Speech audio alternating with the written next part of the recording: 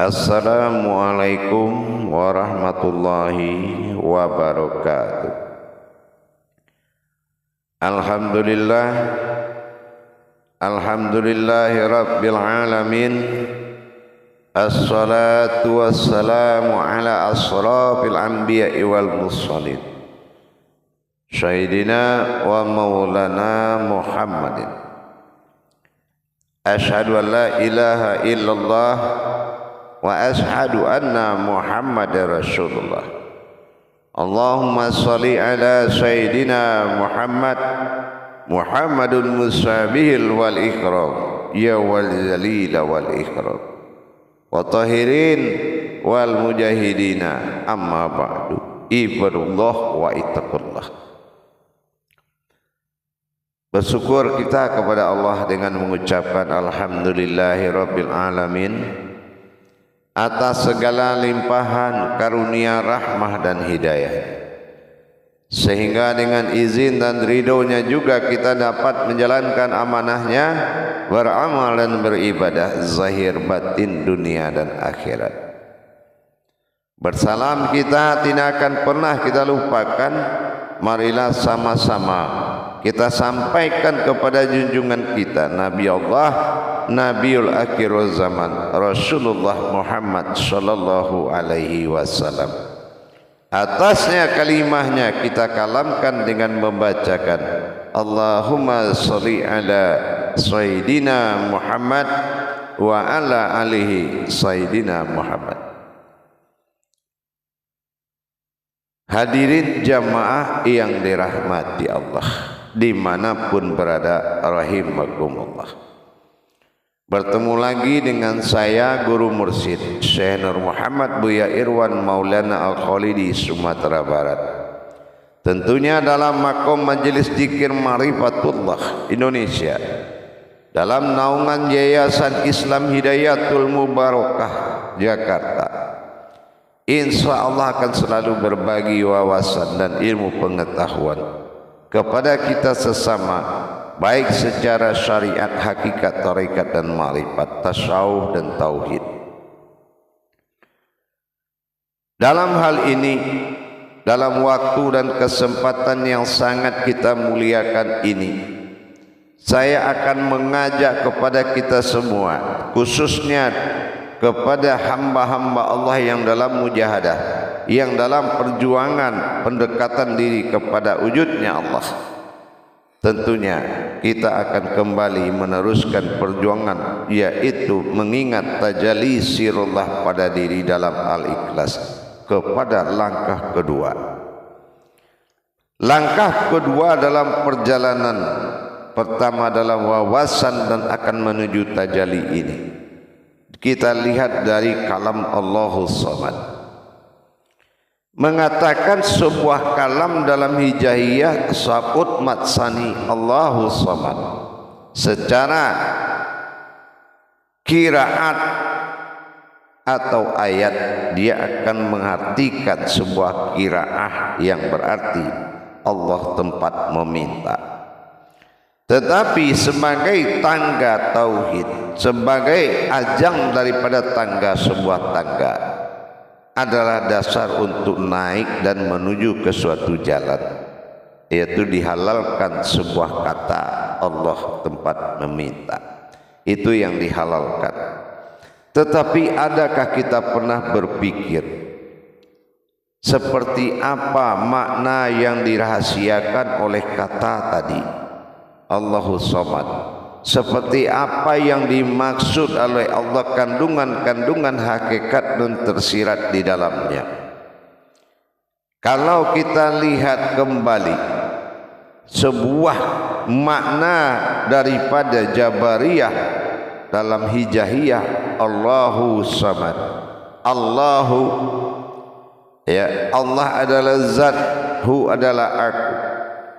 Ya, di sini mengingatkan zatku kata Allah, ya, yang wujud atau yang luput daripada yang pertama, yang luput di dalam wujud tadi, ya, yang tersimpan di dalam wujud tadi.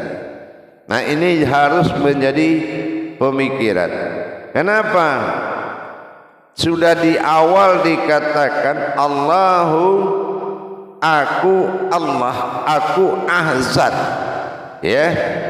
Nah, jadi kulhu, katakanlah, ya, aku adalah zat yang tersembunyi di dalam rahasiaku. Yang satu ahad.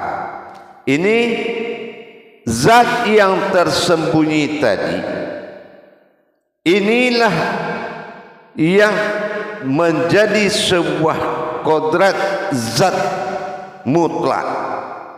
Di dalam langkah kedua, zat mutlak adalah zat hayat, yaitu zat yang hidup di dalam yang mati. Nah, sukun, tapi ada hayat yang hidup. Nah, ini dinamakan dengan kodrat I. Ya, jadi ini adalah kodrat hayat, zat yang menjadikan dan menghidupkan. Di dalam wujud sukun tadi, di dalam rahasia domah u, maka wujud u ini adalah menuju i yang dikatakan dalam sifat hayat. Dengan hayat maka dia berkehendak kepada wujud sirnya terhadap hayat sebuah hidup. Dia berkehendak kepada hayat, kepada sebuah wujud berkehendak akan hayatnya sendiri, disebut dengan hidup. Artinya hayat, kalau hidup Allah itu hayat namanya. Nah, hayat inilah yang akan berkembang menjadi diri, diri berkembang menjadi nyawa, nyawa berkembang menjadi ruh. Inilah hayat yang dikatakan meminta, artinya Allahu samad, aku Allah dalam kodrat hayat i meminta kepada wujud ilah badal wahid tunggal. Dia memohon untuk dijadikan hayat atau hidup. Disinilah muncul i yang berkodrat kepada zat mutlak hayat. Ini dikodratkan nanti kepada wujud yang hidup yang pertama di dalam wujudnya sendiri, yaitu kodrat dirinya berhayat. Disebut hayatnya Allah adalah zat i atau hi, disebut dengan kodrat hayat Muhammad. Inilah ruh dia. Hayat pertama bagi diri Allah bernama Muhammad. Inilah yang akan ditajali pada kodrat ketujuh nanti. Tetapi di dalam ini hadirnya sebuah zat mutlak. Nah, inilah yang akan kita lihat pada huruf kedua setelah al, ikhlas, al, i. Lihat yang kedua, i itu adalah zat mutlak, zat hayat. Jadi kalau digabungkan antara kodrat aras tadi dengan zat hayat, maka ini yang dikatakan hi. Ya. Nah, inilah yang dikatakan hidup hidup rahasia. Rahasia pertama yang hidup adalah kodrat zat mutlak alif kasra'i. Artinya terjadi pertama hidupnya Allah yang disamakan dengan, disebut dengan hidup Muhammad. Muhammad adalah ruhnya Allah yang pertama. Ini adalah hayat. Hayat Allah yang pertama itu Muhammad. Muhammad itu ruhnya Allah. Itulah I. I itu disebut dengan kehidupan. I rahasia, hi adalah hidup. Ihi ila ihi. Ya, pertama hidupnya aku. Jamaah yang dirahmati Allah rahimakumullah. Indah sekali perjalanannya. Nanti di dalam tajalli kita akan menyaksikan seperti apa wujud daripada zat mutlak tadi. Menjadi zat hayat, hidup. Siapa yang dihidupkan nanti akan dilanjutkan. Tetapi hidupnya Allah, hidupnya ilah tunggal wahid, bukanlah satu kodrat yang mati, tapi dia adalah kodrat hidup yang ada di alam mati, dinamakan sukun.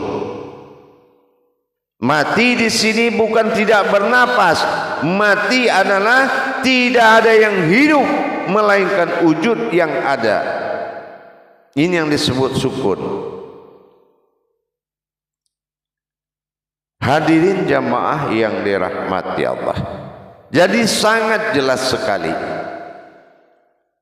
Perjalanan kedua ini adalah kenapa dikatakan meminta.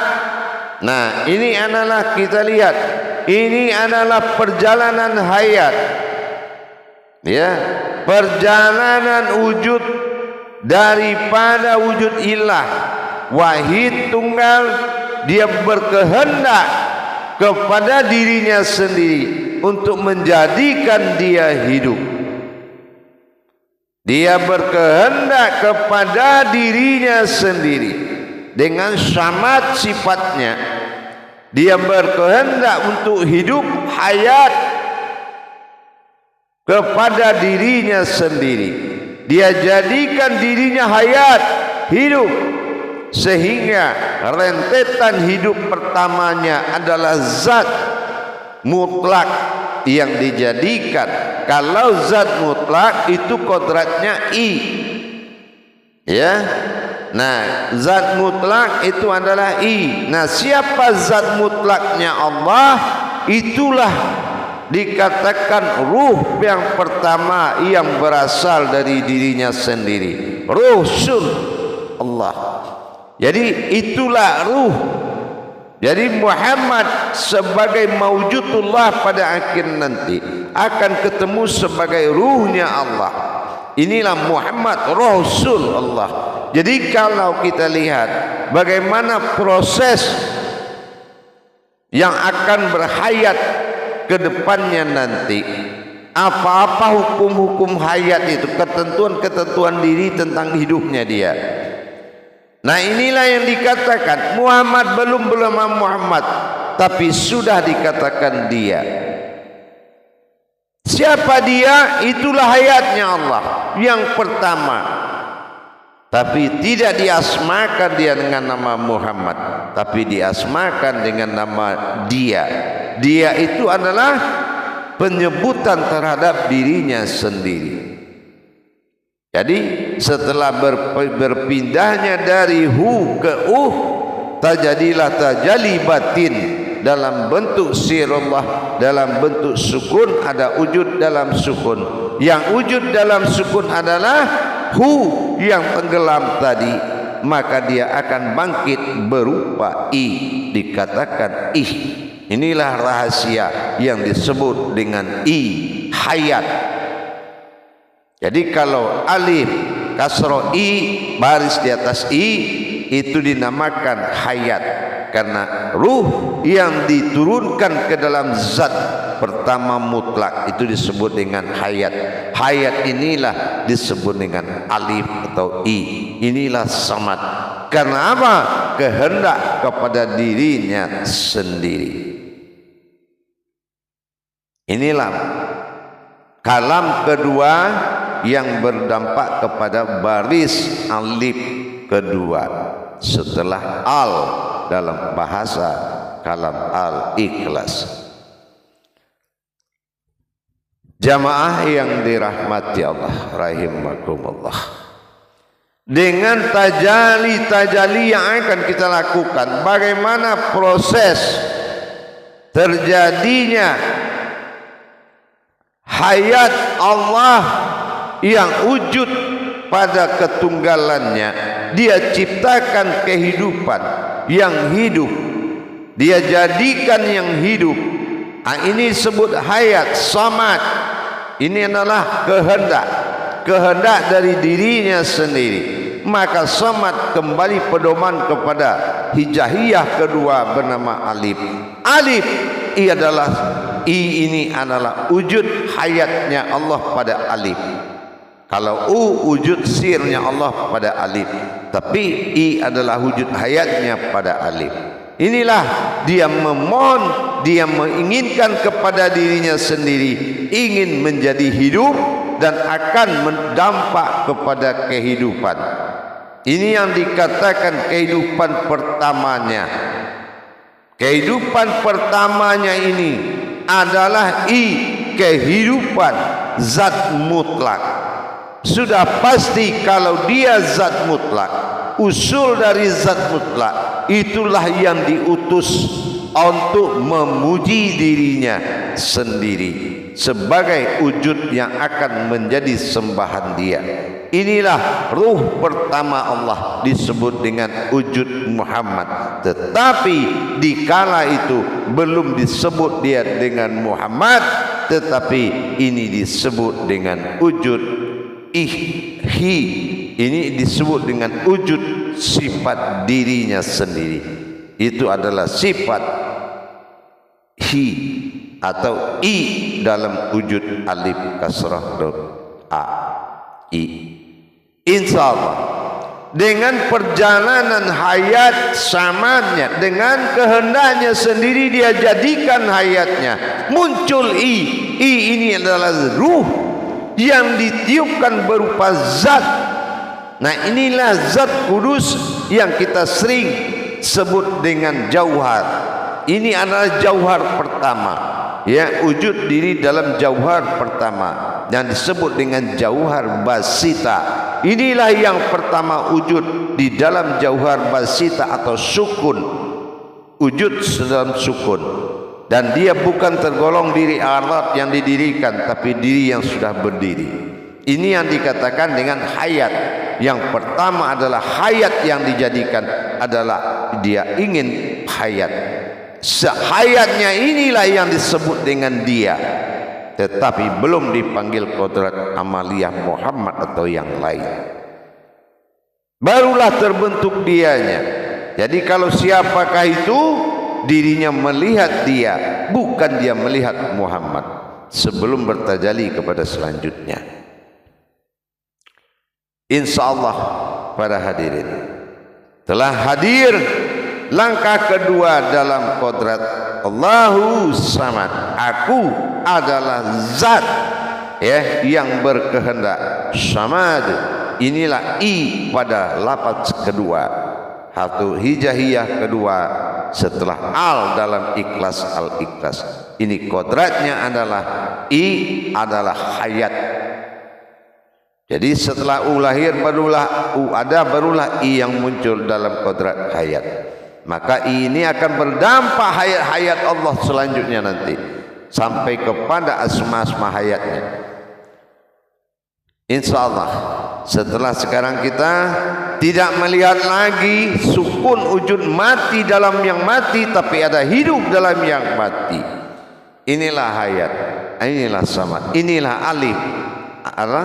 Alif adalah kasrah di atas a, dinamakan i. Inilah yang akan menjadi pacuan hayat untuk berikutnya. Berarti wujud yang ada pada rahasia dalam makom sukun tadi sudah hayat menjadi i. Langkah kedua, insya Allah nanti akan kita lihat lagi keterusannya, bagaimana proses perjalanan tadi, bahwasan telah wujud sebuah hu kepada dalam makom u, maka kita lihat seperti apa tajalli nya nanti menjadi hi atau i yang diwujudkan hayat zat mutlak, hayatnya Allah.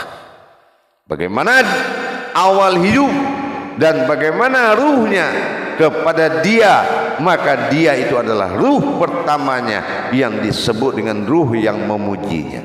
Insya Allah kita akan teruskan nanti setelah tingkatan perjalanan tajalli diri rahasia Allah pada diri dalam rahasia Al-Ikhlas tersirat, insya Allah. Baik hadirin dan hadirat kaum muslimin dan muslimat jamaah semuanya, insya Allah cukup sampai di sini dulu, nanti kita lanjutkan lagi. Bagi yang ingin mengikuti silakan memasuki grup belajar bimbingan tuntunan guru mursyid Syekh Nur Muhammad Buya Irwan Maulana dalam makom majelis zikir Ma'rifatullah, tentunya dalam tayangan YouTube Buya Pasaman Timur. Bersama kita maju untuk mendapatkan satu wujud sudul kasroh fil wadah, sudul wadah fil kasroti, insyaallah. Akhirul kalam, wabillahi taufiq wal hidayah. Wassalamualaikum warahmatullahi wabarakatuh.